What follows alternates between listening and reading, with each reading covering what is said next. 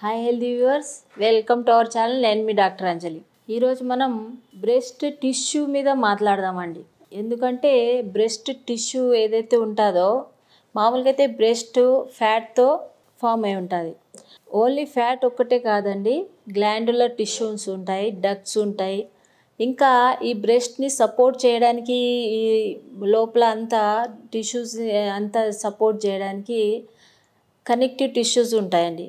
ఇంకా supporting tissues ఉంటాయి, dense fibres అంటారు మామూలుగా అయితే. డెన్సిటీ ఆఫ్ బ్రెస్ట్ అనేది చాలా ఇంపార్టెంట్ అండి. ఎందుకంటే ఎక్కడైతే డెన్సిటీ ఆఫ్ బ్రెస్ట్ ఎక్కువ ఉందో అక్కడ మిస్అండర్స్టాండ్ అయ్యే అవకాశం ఉంటుంది. ఇది క్యాన్సర్ ఆఫ్ బ్రెస్టా లేకపోతే డెన్సిటీ ఆఫ్ బ్రెస్టా అనేది. ఇంకా ఎవరికైతే ఎక్కువ డెన్సిటీ ఆఫ్ బ్రెస్ట్ ఉందో వాళ్ళకి బ్రెస్ట్ క్యాన్సర్ వచ్చే అవకాశం కూడా ఎక్కువగా ఉంటుంది. ఇది ఎలా కనుక్కోవాలి మేడం అంటే, మామూలుగా అయితే మ్యామోగ్రామ్లో ఈ డెన్సిటీ ఆఫ్ బ్రెస్ట్ అనేది బయటపడుతుంది. మరి మ్యామోగ్రామ్ 30 years తర్వాత చేస్తారు. 30 years కన్నా ముందు మ్యామోగ్రామ్ అవాయిడ్ చేస్తారు. ఎందుకంటే రేడియేషన్ వల్ల ప్రాబ్లం రావచ్చు.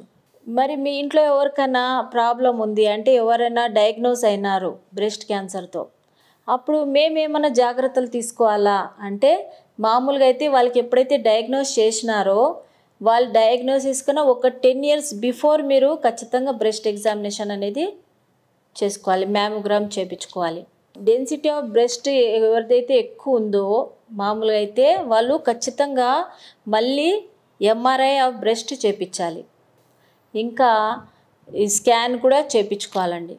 ఎందుకంటే ఒక్కొక్కసారి ఏమవుతుందంటే డెన్సిటీ ఆఫ్ బ్రెస్ట్ ఎక్కువ ఉండడం వల్ల ఈ బ్రెస్ట్ క్యాన్సర్ అనేది డయాగ్నోస్ చేయడం కష్టమవుతుంది. చాలామందికి కనుక్కుంటారు మ్యామోగ్రామ్ చేసినా కానీ ఏం బయటపడలేదు, రిపోర్ట్ నార్మలే వచ్చింది అని. ఎందుకంటే ఫ్యాట్ సెల్స్ మామూలుగా అయితే బ్రెస్ట్లో ఉంటే ప్లెయిన్గా కనపడుతుంది ఎక్స్రే ఏదైతే మ్యామోగ్రామ్ ఉందో. ఎప్పుడైతే డెన్సిటీ ఎక్కువ ఉంటుందో, డెన్స్ ఫైబర్ టిష్యూ ఎక్కువ ఉంటాయో అప్పుడు వైట్ కనపడుతుంది, ఎక్కువగా వైట్. ఇంకా క్యాన్సర్ అనేది కూడా వైట్గానే కనపడుతుంది మ్యామోగ్రామ్లో. అప్పుడు కన్ఫ్యూజన్ ఉంటుంది, ఏది ఇది డెన్సిటీ వల్ల ఎక్కువ వచ్చిందా, ఫైబ్రస్ టిష్యూ ఎక్కువ ఉన్నాయి దానివల్ల ఇది వైట్ కలర్ వచ్చిందా, లేకపోతే క్యాన్సర్ వల్ల వచ్చిందా అనేది. అప్పుడు ఖచ్చితంగా ఎప్పుడైతే డెన్సిటీ ఎక్కువ ఉందో డెన్స్ ఫైబర్ టిష్యూ, అప్పుడు మీరు కంపల్సరీ స్కాన్ ఎంఆర్ఐ చేయించుకుంటేనే ఈ ప్రాబ్లంతో బయటపడగలుగుతారు. ఎందుకంటే కొంచెం ఉండగానే మీరు ఈ ట్రీట్మెంట్ తీసుకుంటే బాగుంటుంది. 4th stage వచ్చిన తర్వాత ఎవరు ఏం చేయలేరు. కాబట్టి ఈ వీడియో చేయడం జరిగిందండి. మామూలుగా అయితే ఎవరెవరికి ఎక్కువగా ఈ డెన్స్ ఫైబ్రస్ టిష్యూ ఎక్కువగా ఉంటుందంటే, ఎవరైతే సన్నగా ఉంటారు కదా, ఎవరికైతే ఫ్యాట్ బాడీలో ఎక్కువ లేదో వాళ్ళకి ఎక్కువ ఉండే అవకాశం ఉంటుంది. ఇంకా ఎవరైతే హార్మోనల్ పిల్స్ వాడుతున్నారో వాళ్ళకి డెన్సిటీ ఆఫ్ ఫైబ్రస్ టిష్యూ ఎక్కువ ఉండే అవకాశం ఉంటుంది, ఓరల్ పిల్స్ పీరియడ్ రెగ్యులర్ కావడానికి. ఇంకా మెనపాజ్లో కూడా ఎక్కువగా డెన్స్ బ్రెస్ట్ అనేది ఉండే అవకాశం ఉంటుంది. మామూలుగా అయితే డెన్స్ బ్రెస్ట్ 4 రకాలుగా కేటగిరీలో ఉంటుందండి. కొంత భాగమే డెన్స్ టిష్యూ, మామూలుగా అయితే ఫుల్ ఫ్యాట్తో ఉండే బ్రెస్ట్ 10 మందిలో ఒకరికి ఇట్లా ఉంటుందండి. వాళ్ళకి క్లియర్గా రిపోర్ట్ వస్తుంది. చాలామంది కన్ఫ్యూజ్ అవుతుంటారు. ఒక ఆమె పేషెంట్ చనిపోయింది, ఎందుకంటే ఆమెకి మ్యామోగ్రామ్లో 2-3 సార్లు చేసినా కానీ ఆమెకి క్యాన్సర్ బయటపడలేదు, ఎఫ్ఎన్ఏసి ద్వారా మాత్రమే బయటపడింది. కాబట్టి ఈ జాగ్రత్తలు చెప్తున్నాను నేను. కాబట్టి 4 రకాలు. ఫస్ట్ ఓన్లీ ఫ్యాట్, నెక్స్ట్ కొంత భాగం మాత్రమే డెన్స్ ఫైబర్స్ అనేది ఉంటుంది. అది 10 మెంబర్స్లో 4 మెంబర్స్కి ఉంటుంది. ఇంకా అక్కడక్కడ కొంచెం ఎక్కువగానే ఉంటుంది కానీ ఫుల్గా ఉండదు. అది 10 మెంబర్స్లో 4 మెంబర్స్కి ఉంటుంది అలా బ్రెస్ట్. ఇంకా ఫుల్ డెన్స్ ఫైబర్స్ అనేది ఎక్కువగా ఉంటాయి వాళ్ళకి. మళ్ళీ 10 మంది లేడీస్లో ఒకరికి మాత్రమే అట్లా ఉండాలి. వాళ్ళకి క్యాన్సర్ ఆఫ్ బ్రెస్ట్ వచ్చే అవకాశం కూడా ఎక్కువ ఉంటుంది. కాబట్టి వాళ్ళు చాలా జాగ్రత్తగా ఉండాలి. ఇది వాళ్ళు మ్యామోగ్రామ్ కానీ ఎఫ్ఎన్ఎస్సి కానీ చేపిస్తూ ఉండాలి. కాబట్టి మనం మామూలుగా అయితే చూపిస్తే బ్రెస్ట్ ఇది నార్మల్ బ్రెస్ట్, ఓన్లీ ఫ్యాట్. ఇంకా నెక్స్ట్ వచ్చేసి కొంత భాగం మాత్రమే డెన్స్, ఇది 4 పేపర్. ఇంకా నెక్స్ట్ వచ్చేసి ఇంకా కొంచెం ఎక్కువ భాగం, ఇంకా నెక్స్ట్ వచ్చేసి ఫుల్ డెన్స్ టిష్యూ.